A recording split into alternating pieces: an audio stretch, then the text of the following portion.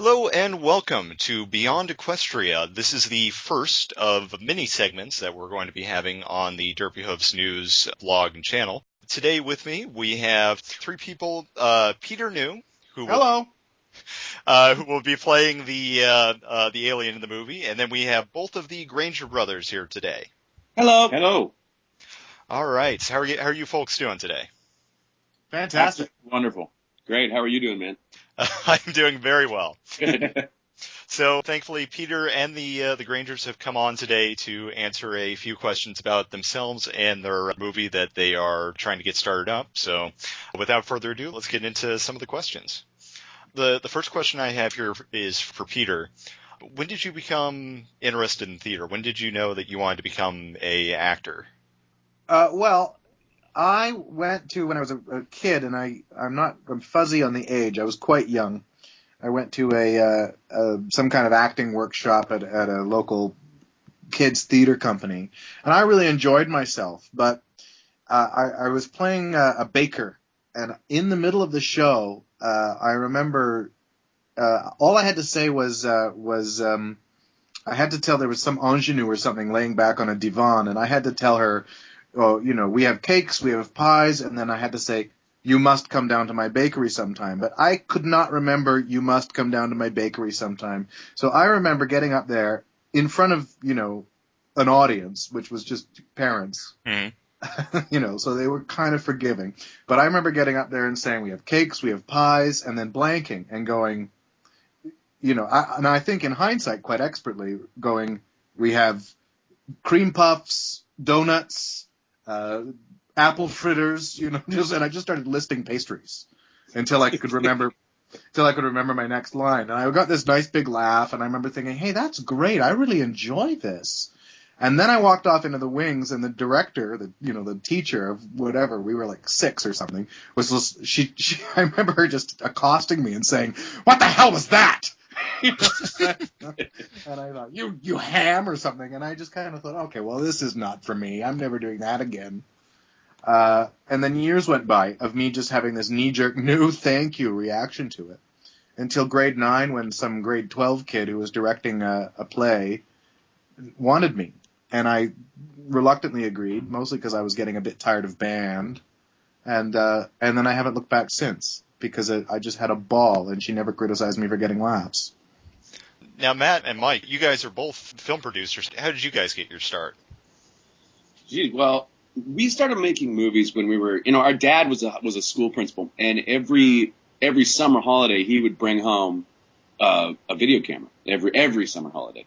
And I was a few years older than Mikey and my sister, so I would come out, and I was really into horror movies at the time. So I would write these little 5-minute movies that were all about how I could somehow hack apart all the kids in the neighborhood using ketchup for blood and, killing them with bars of soap and, any other sort of garden tool that might be laying around. Uh-huh. And so that's really how we started doing it. And it became just something we started doing at a very, very young age. So Mikey's 8 years younger than me. So he was about 4 when we were doing these. So he's had a whole life of it as well. And then my professional film career, I was in the music business for many, many years. And my professional film career really started back in 1999, summer of 1999. Some friends of mine were involved with the X-Men, the first X-Men movie. Mm-hmm. And I was friends with Tom DeSanto, the producer of it. And he brought me on as videographer to shoot behind the scenes video for an eventual DVD release, because that was sort of at the time before they really did a lot of those EPK things, where there was someone with a video camera on set at all times, and that was my job. And so for a good almost a year, including like the prep and the post of it, I videotaped somewhere around 200 hours of this behind the scenes footage, everything from Hugh Jackman's first audition to play Wolverine, and like all this crazy stuff. And that was Did you videotape my audition for that movie? I did, and your performance was spectacular. You were great. I thought you were a great Storm. You would have been a great Storm. You really were. I did. I didn't get that job. Yeah, that was which still surprises me. I know. And that's why I keep hiring you, because I'm like, one day we're gonna get you into. They're gonna reboot that series, and you're gonna be Yeah, right. you're gonna be front and center, pal. So, That's right. but yeah, that's sort of how it all started. So now, you get off the set from the X-Men movie, obviously a huge, big production. And what made you decide to kind of take it on yourself? And how did you and your brother get together on this? Well, I first met Mikey when my mom brought him home from the hospital. When I had no idea who he was. Yeah, and no, we just how did it really kind of kick in? We made this movie called McGillicuddy Boys. That was sort of a heist movie in our spare time one summer. And then we just fell in love with doing it, and it was just so much fun. And then the following summer, we made another little VHS movie called Making Plans for Nigel. And then I lost Matt, and he came out here to Vancouver. This was in Ontario, and Matt came out to Vancouver to work on the second X-Men movie. And then I moved here, and we just kept doing our thing. Oh, all right. Do you guys have? And I'll ask Matt and Mike here first. What's kind of your education in theater? Do you have any formal training? Not even a moment. Not a second. Nope. I've never. I learned everything I've learned from some really great people who took me under their wing as a filmmaker. I was Bryan Singer used to joke and call the X-Men movies my film school, and he's a good friend, and sort of took me under his wing during X-Men 1, and really sort of explained everything in shot connectivity and lighting and writing and absolutely. And why you write certain scenes in certain places. And actually, that's how I really learned a lot. And I actually credit Bryan Singer with giving me probably my greatest film education that I have. But I worked as an assistant for quite some time, and I was really taken under the wing of a few people who, to this day remain very close friends and who taught me just an incredible amount. There, Alex Proyas, who directed The Crow, and I became very close. He taught me quite a bit. Even when it comes even to acting, I spent quite a bit of time working with Russell Crowe, and Russell, and he and I used to rehearse together, and he would teach me, acting things. And that's really great to be able to get into the mind. It helps you get into the mind of an actor and be able to direct him better and understand where he's at and what he's doing. And, and there's just this vast group of people that have really taught me a lot. Like Don Murphy, who produced Transformers and Natural Born Killers, he took me under his wing and taught me everything I need to know about the legalities of film. That's a large part of what I learned from him. There's just so many people over the years. That's my education in film. Okay. So now, Peter, have you had any actor training in college? No, not really. I was, I did very well in high school with my acting classes and writing and directing class in grade 12, but I did not so well with my algebra. And when I was applying to university to go to an acting school, the acting department, I had to audition and everything, and they all wanted me in the acting department, but the registrar at the university refused me on account of my low algebra marks, in fear that I might, change my major from theater to, I don't know, astrophysics, perhaps. I don't know. This is yet to happen, of course, in my life. But so I ended up at this, a local college doing a university transfer program to eventually get back to the university in order to rejoin the theater thing. And I just got fed up and decided to start a sketch comedy troupe. So that was my drama school. I was doing sketch comedy, and it was a writing school as well as an acting school, because you put yourself on a stage in front of an audience weekly for 3 years. And you really hone your craft, because in comedy there's really only one rule, and that is if they laugh, it's funny. If they don't, you're doing something wrong. And so you get really, really good at saying, okay, so I was up there and I was doing this bit of writing that I'm convinced is funny. So what is it about what I did that didn't bring that writing to the audience in a way that made them laugh. Or conversely, you say, well, I was up there doing this thing that I thought was really funny, but what is it about the writing? And, because you're the writer and you're the actor, you sort of have that twin-barreled approach towards how do I fix it? And you try and you try and you try, and eventually it either gets gold or you give up and you do something different. But I walked out of that with a huge skill bonus, a +1 roll on my 20-sided die of acting. Ooh, D&D references. Hey, there you go. Well, it's very interesting that all three of you have kind of had this kind of same experience of, kind of going out and doing more than, burying your head in books and stuff.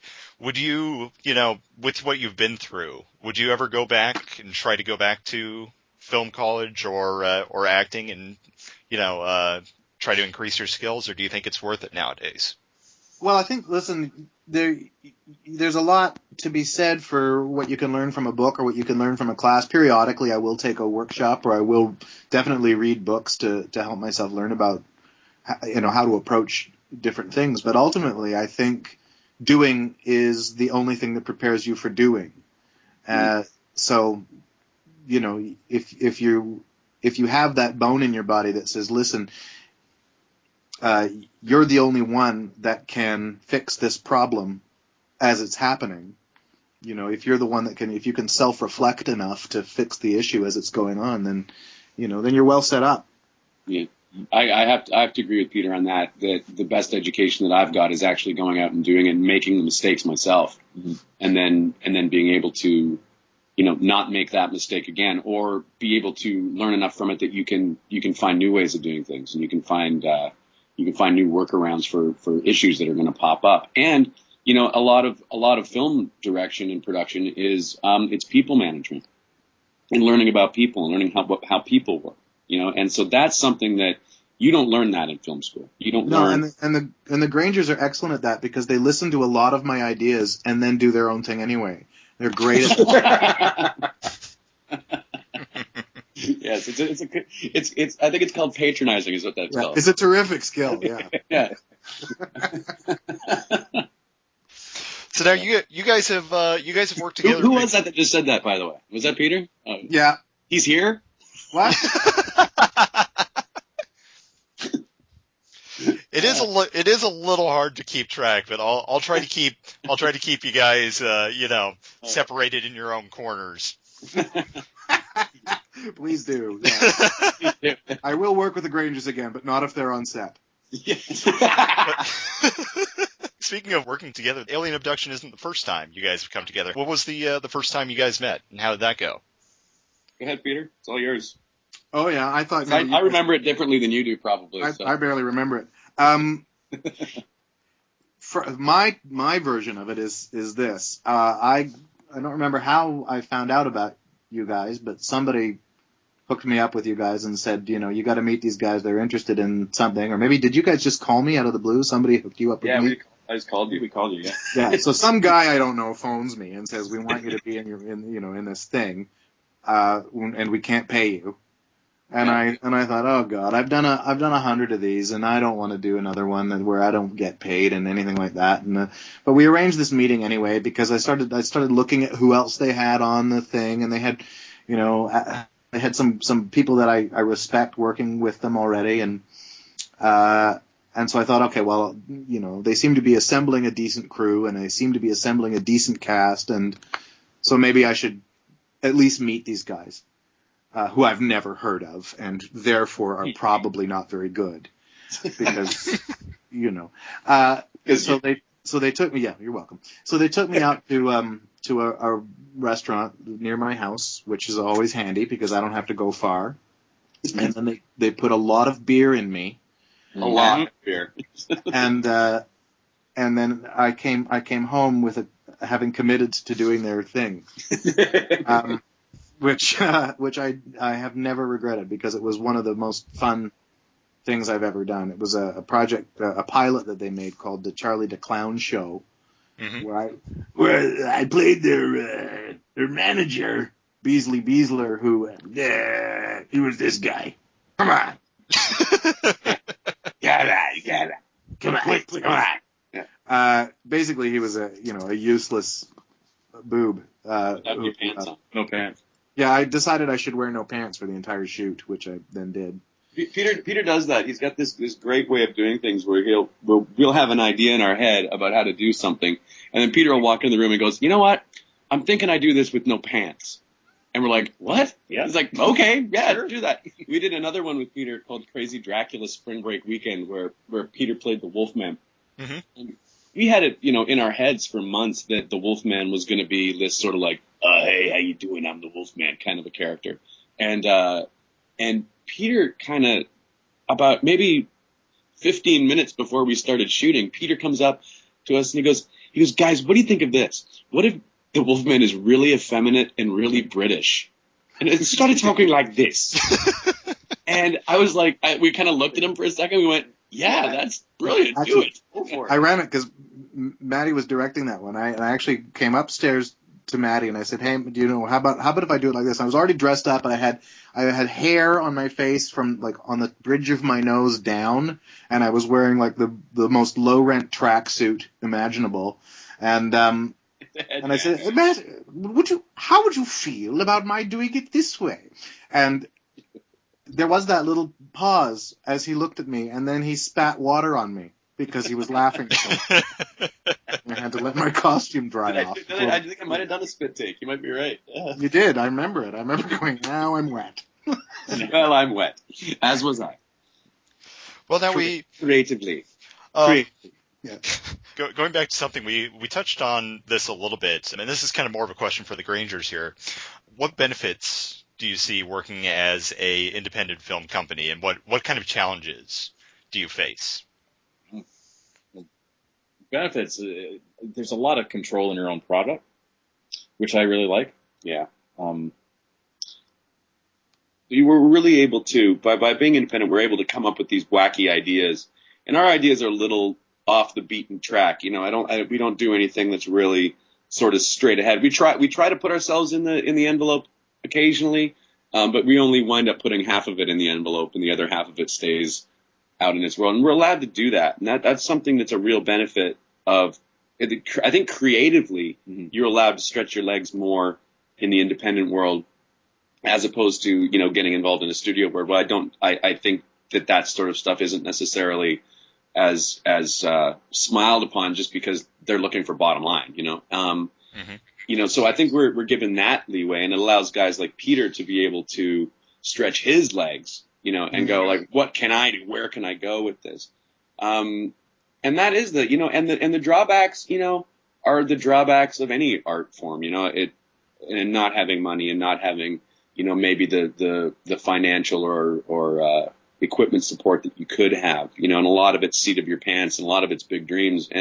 But the positives really outweigh the negatives in it for me, personally. So now, Peter, I'm not familiar with a lot of how the voice actor industry works. Do you get to kind of pick which projects and stuff you get to work on? No, not really. Not in my experience. Okay. Here in Vancouver. It's much like it's the same as the film and television, like the Hollywood that comes to Vancouver to shoot. You get a call from your agent and you go to an audition and you do your thing, and if the combination of luck and talent goes your way, then you get a job and you end up in the studio or conversely on the set. With the independent stuff, then yeah, you get to pick and choose a bit more because you get to do it for different reasons. Because it often is shooting with such financial restrictions, you're not doing it for dollars. You're doing it for the company and the entertainment and the fun. And because you get to do stuff like stretch your legs, like with the Grangers, I've been able to do character work that I simply am not allowed to do on Fringe, for instance, which is fine. I mean, Fringe is Fringe, and it does what it does, and I was happy to be a part of it. But, it's more fun for me to get to go goofball. All right. I'm going to go back to the Grangers here. What advice would you give to other filmmakers who are starting up their careers? one thing that we've always said is be the train. There's people who wait for the train, and then there's the people who are the train, and just always keep going. Never. It's a tough thing to do, and just keep going and keep believing in yourself and believing in your products, and that's really the best advice I can think of. Yeah, I know it's. I would actually say, that in the arts in general, like, and everything that goes for everything from music to painters, writers, everything. There's a tremendous. How can you say, you have a drive to do things, but there's the real world winds up weighing against you a lot of the time. Your real job, or if you have to work at a restaurant, or if you have to work at wherever, like those things, real life gets in the way a lot of the time. Mm-hmm. And what ends up happening is, I think a lot of folks get caught up in that thing where, they live so close to the bone that they're not able to pursue the things they want to do, and they wind up saying, "Oh, I'm going to do this. I'm going to do this. I'm going to do this," and then they never do because of the way life gets in the way. My suggestion is to do it, and to just, and whether it takes you, 2 months, or whether it takes you 6 months, or whether it takes you 6 years, like those guys who remade Indiana Jones. Over the course of about 10 years, I think these guys just on weekends went out and shot this thing, and they aged 10 years through the course of the movie, shot. It's brilliant. It's but whatever it is, it's just go and do it and satisfy that thing that's inside you. And who knows, like, where the world we live in now, you can take a picture of your upset cat, and next thing you know, you're in charge of the world. So it's right. Angry Cat is the king of the world. Oh my God, I love Angry Cat. I would just my suggestion is just do it. Just do it. Don't wait for the train to show up. Just be the train and go, because the train might not show. So that's always my way of looking at it. Well, good advice. Peter, do you have anything to add for maybe the acting community? I think it's entirely the same issue. I mean, you can be. I remember when I was in the first days of looking for an agent, I had wanted an agent for probably 3 years, but it was the same thing. I really probably should get an agent and get working, but I'm too afraid to make the calls. I'm too afraid to, deal with it. I don't want to, I'd rather spend my money on drinking and going to movies than buying headshots, which you need to have to be be with an on-camera agent. And then I finally just, it was the same thing. It was like, what am I waiting for? What am I afraid of? And I finally just buckled down and went, okay, I'm just going to make a list of calls and get these headshots. And I got signed reasonably quickly and started working almost immediately. And, as soon as you stop waiting for something, as soon as you stop letting yourself be in your own way, then you get results. Yeah, being in your own way is a good way to put it, Peter. That's really good. All right. Well, seeing as being, or doing things or being in your own way has gotten you so far, my next question here for you is, what is it has being out of your own way, I hope. Yes. My next question for you is, what's your favorite moment so far in your career? And I'll start with Peter, and then I'll move on to the Grangers there. Well, it's hard to pick a favorite. There are so many great moments and great stories, but if you're going to force me to, I probably would have to say it's having the opportunity to work on The Imaginarium of Dr. Parnassus, directed by Terry Gilliam, who was, one of the greats in terms of, as far as film directors go, in my opinion, and is the only guy I ever said to my agent, listen, if Terry Gilliam comes to town, I'm going to work on that movie. I don't care what it is. I don't care the role. I don't care if it's picking up the garbage on the set. I don't care. I want to be on that set. And so when Parnassus did come to town and I got a chance to audition, it was just, there was just no not getting that job. And it's, it was one day on set, but it was great. It was so awesome. Wow. I'd probably say my favorite experience so far was when we did the Charlie the Clown Show. We worked with those characters for so long on our own that seeing them coming to life was just really special to me when we did it. And yeah, I just probably say Charlie the Clown was. For me, I was given the really, really amazing opportunity once, back on the first X-Men, to help co-write a scene that's in the movie. And it turned out to be such a, because the screenwriter, David, was a close friend, still is. And really, he was always open to having me do well. And of course, I was never credited for this or anything like that. But I would say that being able to help write that scene, and it's the scene where Wolverine and Rogue meet for the first time in the truck. To be able to co-write that with David and Brian and put my touch to it, you know, in whatever significant way it was, to then go to the premiere of that movie in New York, and you know, there I was with my friends and looking up at the screen and seeing my words for the first time, you know, coming out of, you know, actors' mouths and being able to hear my voice a little bit was probably one of the greatest moments still to this day. Like, absolutely. Wow. Well, very, very interesting. Yeah, story. Strange things happen in the movie business. The next thing that I want to ask you guys is, who are your greatest inspirations? And I guess we'll just go back to forward here. So who's first? You. Go ahead. Oh, me? Yeah.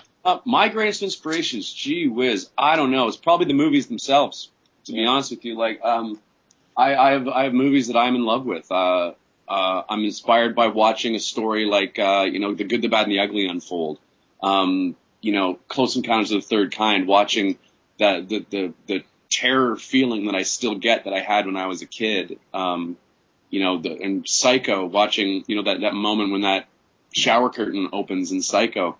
The movies themselves, to me, are my inspiration, to be honest with you. There's also a great documentary about Roger Corman's career called Corman's World, and it is a hugely inspiring piece of work because it's this just learning about Roger Corman's career and how many films he's done and how just humble he is about the whole experience. And he gave this start to everybody from Jack Nicholson to Martin Scorsese to Ron Howard. And I find guys like him, like a Roger Corman, to be a very, very big inspiration for what we do independently. All right. Peter, do you have any actor role models or inspirations for your acting work? Well, yeah, Terry Gilliam, who I mentioned before, is a huge influence on me, and the rest of the Pythons as well. There was a Canadian comedy troupe called The Frantics, which probably got me into doing. Remember The Frantics? Yeah, right. Yeah, probably totally. got me into doing comedy in the first place, and then beyond that, it's mostly comedians, guys like Steve Martin and you know, Kids in the Hall and SNL, you know, Aykroyd, Belushi, and those guys. All right. Well, great. Hey, Peter, This is Matt. Were you an SCTV fan as well? Oh yeah, huge. Yeah. Yeah, absolutely. I love that. That was God. I grew up on that. That was there was food and SCTV growing up. Yeah. There was that. I remember like New Year's Eve when my parents would go out, and I remember PBS would run these Monty Python marathons. Right. And outside of SCTV, watching those Monty Python marathons, just like Python for 5 hours until midnight, and then you sleep. Oh, that's too good. Yeah. Well, kind of going in the opposite direction of going into the future with technology and the internet, how's the rise of social media affected your guys' particular industries and how you do your jobs? We'll start with Peter on this one. I think it's huge. It's, where to start? When we were doing sketch comedy, you know, back in, as I mentioned earlier, this was maybe 1990 or something, and we were out in front of audiences every week doing, you know, 2 to 5 minute sketches with blackouts in between, and trying to generate a little bit of income. When that didn't really happen, and trying to generate a fan base, but that kind of did happen on a local scale. But I think about if I were starting on that path right now with that same material, how would it be different? And a couple of years ago, we started actually shooting some of the old sketches with the same group, all aged and 40, but shooting these things and putting them on YouTube. Because had YouTube been around in 1990, or again, had we started doing it today, that is absolutely the direction we would have gone. Because you have this access now, or audiences can have this access on such a global scale, that why would you not put things out there for people? Why wouldn't you? So there's that side of it. Then there's the other side of it where, I used to get my auditions by fax machine from my agent, and now it's all email. You print it off. I can do voice auditions from my iPhone, and then send the MP3 to the producer, and there you go. And you don't even have to go to the studio anymore. So it sounds like it's made things a lot more convenient. Faster anyway. I don't know if convenience necessarily. I mean, it's faster, and I don't know if that is necessarily more convenient. That's true. You get more stuff done in less time. Yeah, I think more is expected of you more quickly. But of course, you still have your own brain, and your own brain, you need to, sometimes you'll get auditions where it's like, okay, here's 9 pages of dialogue, be off book by tomorrow at 2 p.m. And it's like, well, okay. Right, yeah.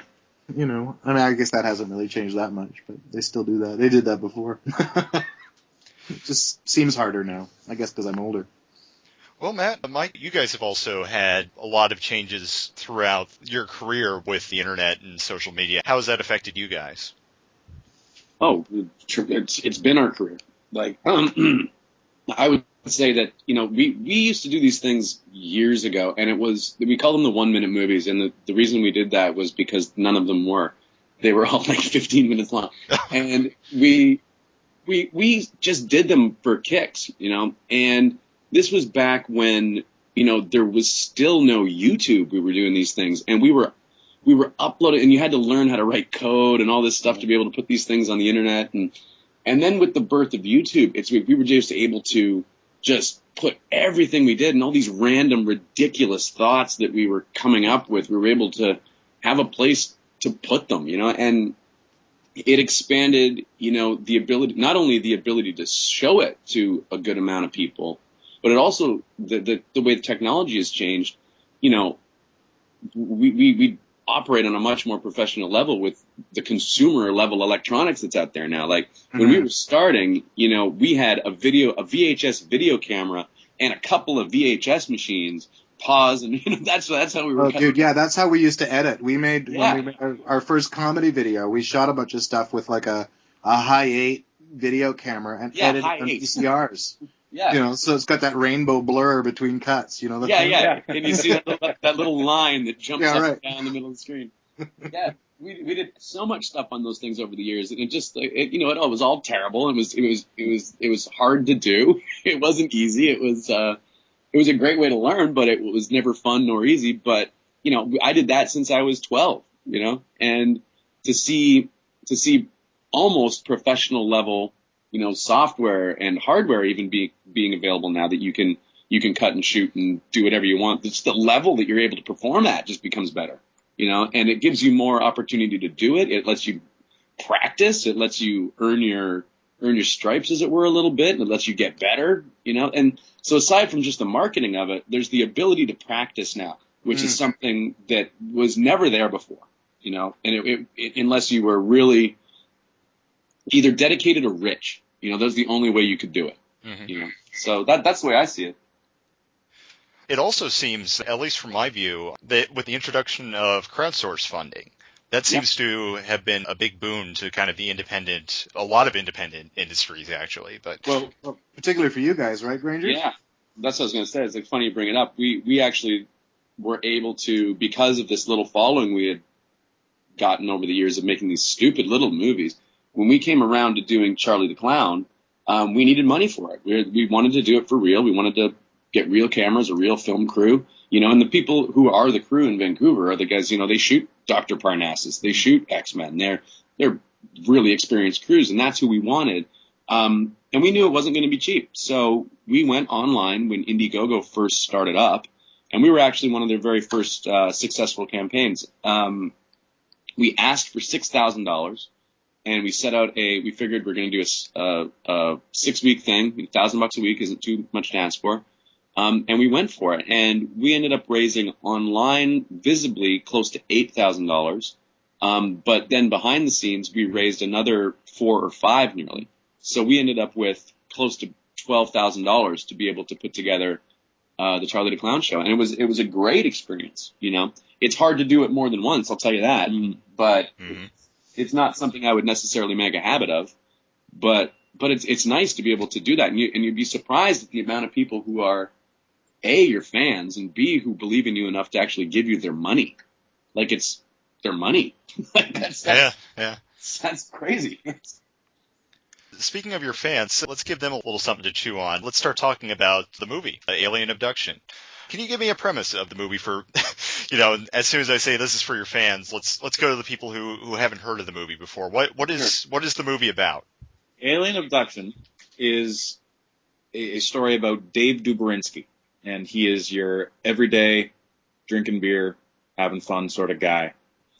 And he suspects that he's been abducted by aliens. So he plots to abduct the alien who's been abducting him. Hence the name Alien Abduction. Mm-hmm. Oh, okay. Yeah. And so then he discovers, after abducting this alien, that he's actually been getting abducted his entire life because the aliens are actually researching him as a representative of the human race to decide whether to eradicate humans or let them live. And so everything this guy on his entire life is being reviewed by this alien that he's now kidnapped and tied to a chair. I played the alien. And Peter is the alien. And he is absolutely brilliant. And again, took it to a place that we had no idea where he was going to go, and he came up with this character. So absolutely brilliant. That sounds like a story right there. Without spoiling too much, Peter, what did you add to the character that they weren't expecting? Well, okay. They gave me an alien and said, you've been abducting this guy, and you're probably the outcast of your own species. Then they made me a black and blue bodysuit and painted my face blue, and gave me removable horns. And so I guess I just decided that I love to play with things that are a little bit incongruous. Mm-hmm. So I think the idea that the alien would be, evil or at least creepy or something, I think is a fairly, a threat. I think is a fairly common idea, and I think it's a very easy idea. And so I thought it would be more interesting to have him be just kind of wide-eyed and absolutely innocent and, entirely a victim in his own right of circumstance. And so I made him very, very bright-eyed and super light and innocent, but in this threatening blue outfit. It is a scary outfit, actually. It is a little bit weird, yeah. The looks I got on the street when we were wearing it, people are like, okay, just keep it. Let me go ask the Grangers again. Why an alien film? How did the idea come about? We were literally walking down the street one day, and the idea just kind of hit us. It was just an inspired moment where we decided to flip the old alien abduction story and turn it back on the alien. And yeah, it's really a simple origin of the story. The idea was to sort of do something that you hadn't seen before, but keep it familiar. So you've got this whole concept of alien abductions, which everybody knows. And everybody knows what an alien abduction is, and everybody's heard of it, or if they live in the southern states, have probably experienced one. And the idea was, it's true. The tornadoes and alien abductions, that's what goes on there. The idea for us was to sort of take something that was already remarkably familiar to everybody and just flip it and just do it the other way. And just to take an idea that everyone had heard about and go, oh, alien abduction. I get it. It's the other way around with the thing. Wah, wah. Wah, wah. So that was pretty much the idea. And, you know, to be honest, I love growing up with movies like E.T. and Star Wars and Star Trek and Close Encounters and Alien and all these movies. These are movies I loved, man. Like I grew up on them, just eating them up as a kid, and just that was sort of one of my big inspirations. So what we've done with this is sort of it's a movie that's going to be full of homages. It's going to be full of like things you're familiar with. Like you'll be like, why do I recognize that line of dialogue? Oh my God, that's from Star Wars. Or in fact, if I may, sorry to interrupt, but there actually is one of those homages in a line of dialogue in the trailer, and I won't spoil it for you. Yes, but if there is. Actually. If you rewatch that trailer over at cineku.com Yep. /alien abduction, you will watch the trailer and see if you can figure out what the line of dialogue is. Yep. Post it to my Twitter at actor Peter New. Yes, that's a great idea. Yeah. There's lots more, Peter. Wait, when the script is done, you'll read some of these things. You'll be like, wow, that's a good one. There's a ton of them. I'm looking forward to it. Forward to it. It'll be great. How many drinks did it take this time? None. Still drinking. None. I mean, I think we did have a couple of drinks, but it was a formality this time. This time when they called, I was like, yes, absolutely. Yeah, and I think it was very funny because he was like, we were talking about it, and we were out that night. We're actually in the same table we were the night we met Peter. Yeah, we were. We really were. And I remember saying to Peter partway through the night, we'd had a bunch of drinks, and I go, so do you want to discuss the thing? And he goes, no, it's okay. To be honest with you guys, I'm going to do it. I haven't even read it. And I was like, what? He's like, oh, yeah, I'm just going to do it. I was like, okay, well, that makes sense. I go, that's perfect. How long has this been in the works? Oh, geez, the idea has been in our head for a couple of years, but we just found out about Cineku in December.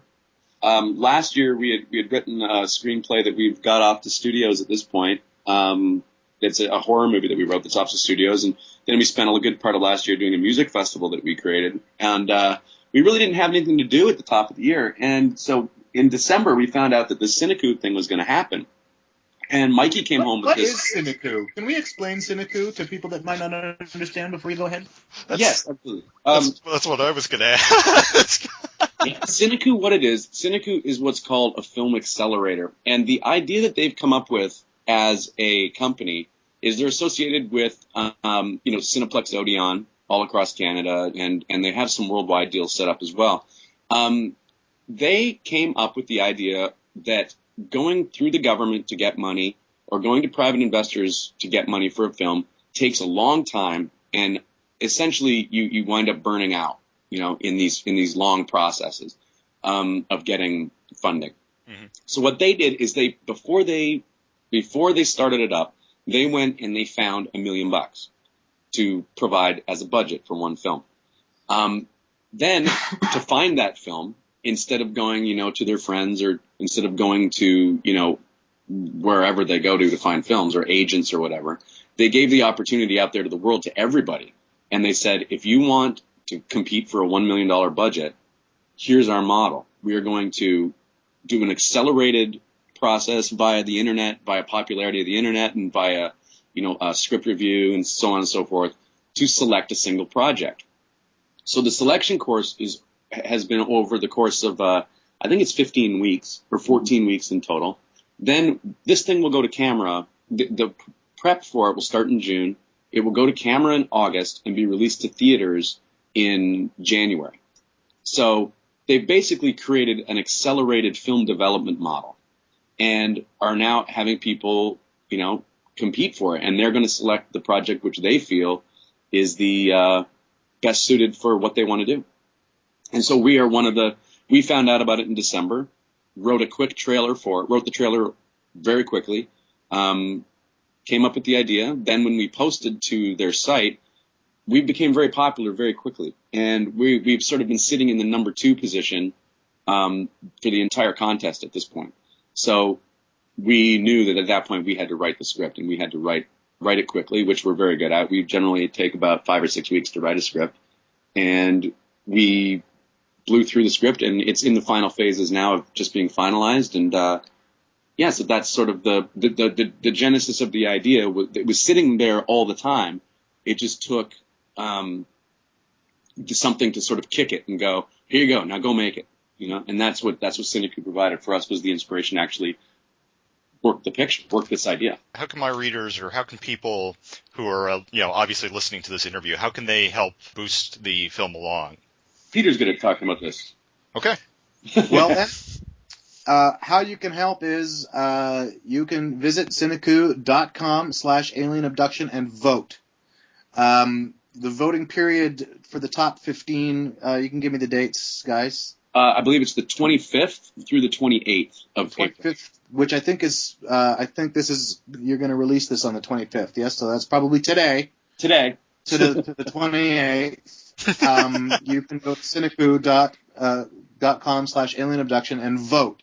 Now, it will ask you to register, but by registering, you get extra votes. So you can vote 4 times. And then if you watch a few of the other trailers, you can get other votes. And then, of course, you give those votes to Alien Abduction. That's right. And not the other trailers that you watch, who are all very talented and good. Yes. And even if you like them, you give your votes to us. I'll give your votes to us. I know that seems unfriendly, but trust me on this. Yeah, trust me. Yes. Trust me. Hey, come on, please. This does not make friendship be any less magical. Speaking of, just to kind of segue into that, we have a particular audience for a reader base on our website. What would interest the people who read Derpy Hooves News in Alien Abduction? Peter knew is the answer to that question. Peter's the answer to that question. But there's that, but there's also, listen, it is a story about friendship ultimately, and it's an unlikely friendship. Which I think is really very much in line with My Little Pony and its message as well, right? Yeah, absolutely. So, I feel like it's these two guys who are both stuck in a situation who really need each other and discover that they have to work together in order to solve their problems, and I think it's a. Talking to Matt and Mikey about this stuff as it's been developing and as we've worked together on the mission videos we've had to create, one of the things that I'm finding very appealing about their idea for this film is that we're all getting really tired of all the sort of violence and cynicism in entertainment.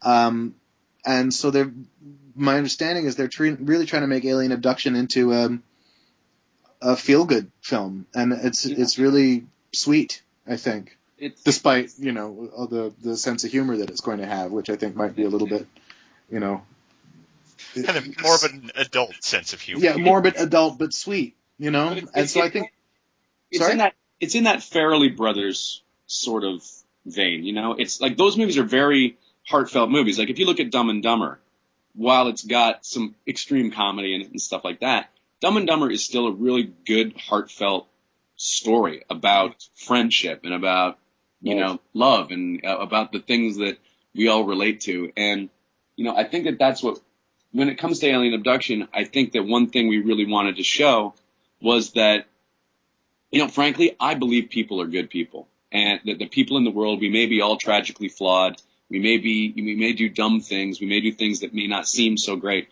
But I think that sometimes that deep down, when you really have to look at yourselves, I think we're all pretty decent. I think we're all good people.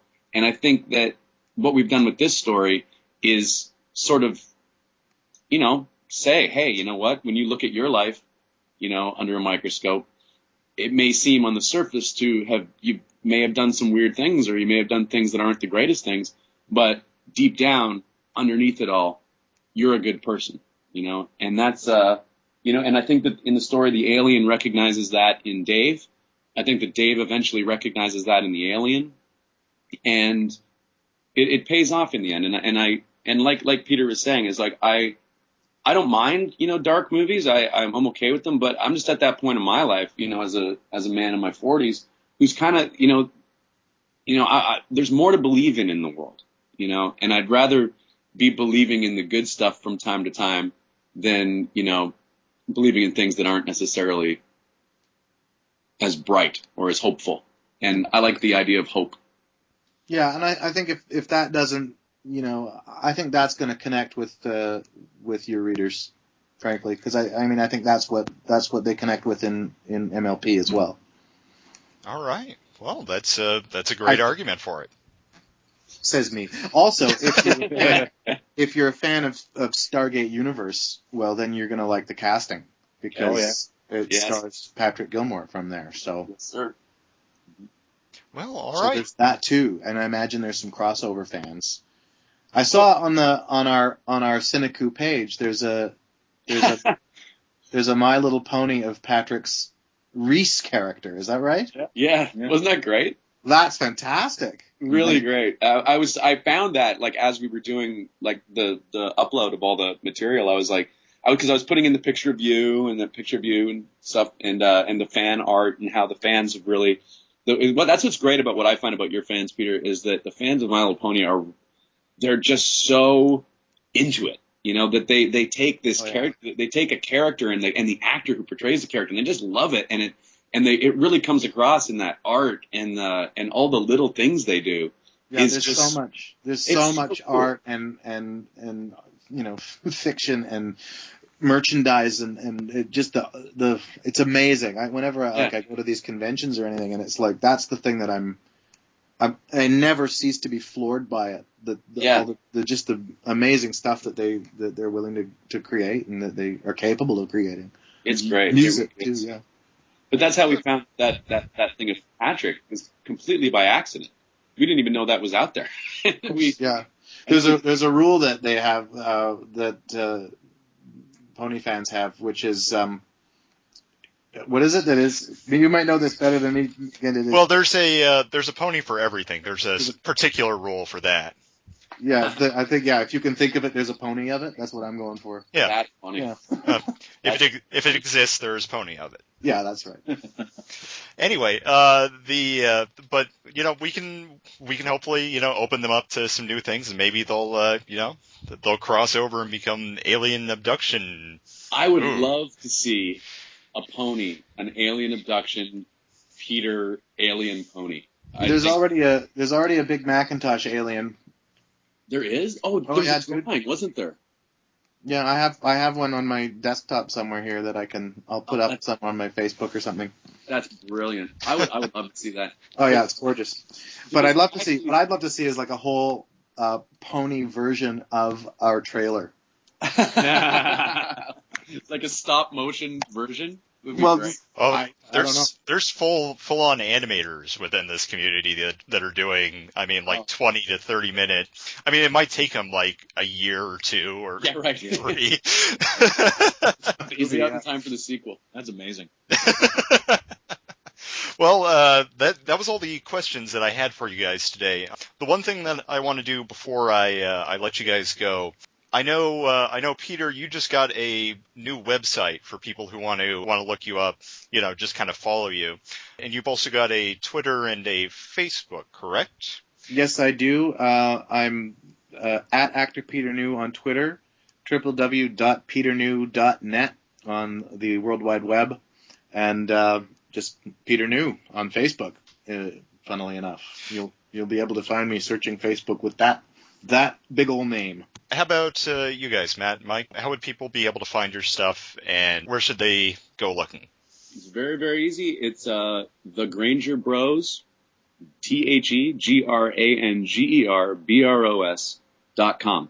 And there are links to our Facebook on there. There's links to our IMDb's, our Twitters. You can just reach everything you need to do from there. And our main page, we've adjusted it so that a main page of thegrangerbros.com will take you directly to the alien abduction trailer.